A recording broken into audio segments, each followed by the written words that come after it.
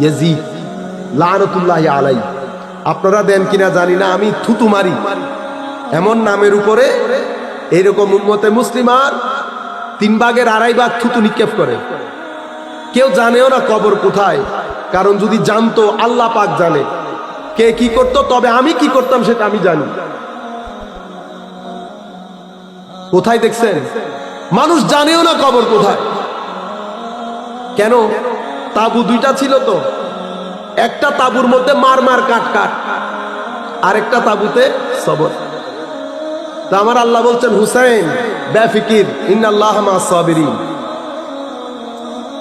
যেই তাবুতে ধৈর্য আছে সেই তাবুতে আমি আছি, আর যেই তাবুতে আমি থাকি, আমি যেমন আমার যেমন মরণ হয় না, তো যে তাবুতে আমি থাকি সেই তাবুরও কোনো মরণ নাই। আপনারা বলবেন কেমনে মরণ নাই? কুল্লু নাফসিন যায়কাতুল মউত। না না, আপনি ওই যেই মৃত্যুর কথা আপনি মনে করছেন সেই মৃত্যুর কথা আমি বলছি না। সেটা তো নিজামে জিন্দেগি, আপনার নির্দিষ্ট সময়ের পর আপনি পৃথিবী থেকে চলে যাবেন। কিন্তু চলে যাওয়া তো চলে যাওয়া না, চলে যাওয়া। আজকে আমি ইমামে হুসাইন রাদিয়াল্লাহু তাআলা আনহু বলছি, জীবিত আছে তো?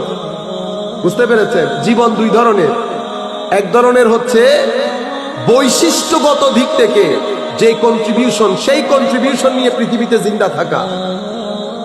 আরেকটা হচ্ছে এমনে জিন্দা থাকা। তো এমনে আমার মতো মানুষ জিন্দা থাকলে কয় বছর জিন্দা থাকবে? আমি বাঁচতে বাঁচতে অনেক বেশি বাঁচলে 100 বছর। আমি তো চলে যেতে হবে। এই জিন্দেগি না। এজন্য কোরআনে পাকের মধ্যে আল্লাহ 2 জিন্দেগির কথা বলেছেন। এক জিন্দেগি, যেমন কোরআনে পাকের একটা আয়াতের মধ্যে আল্লাহ রাব্বুল আলামিন বলেছেন,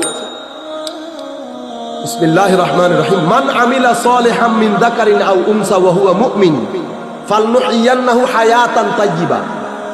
আরেক আয়াতের মধ্যে বলেছেন, আওয়ামান কানা মাইতান ফাআহইয়াইনাহু।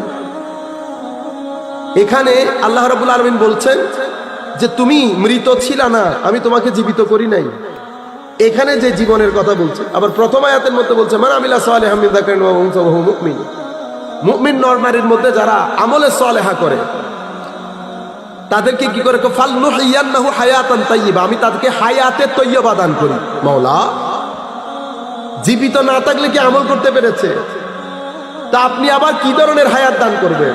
তো আয়াত বলছে, বান্দা তুমি যেটাকে জীবন মনে করছো সেটা জীবন না।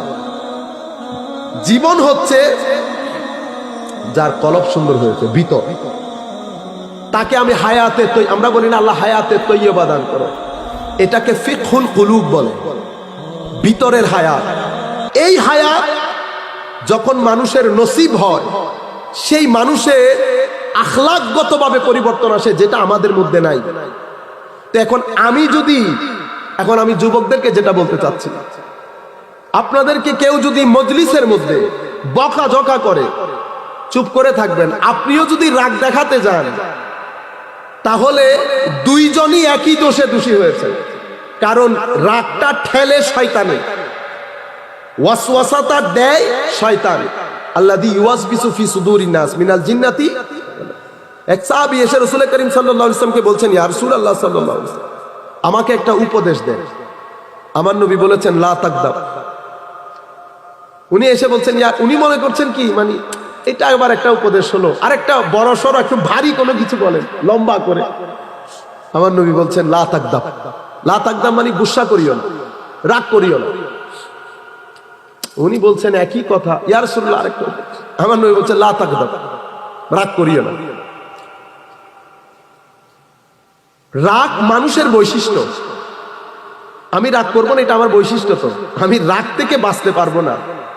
রাগ ওঠা সমস্যা না, রাগকে নিজের উপর নিয়ে রাগের ভরে নিজেকে আবৃত করে ফেলা সমস্যা। রাগ উঠার পরে হজম করার মধ্যে কামাল। রাগ উঠেছে, হজম করতে পেরেছেন, তার মানে ভিতরের কলব জিন্দা হচ্ছে, ভিতরের কলব জিন্দা হচ্ছে।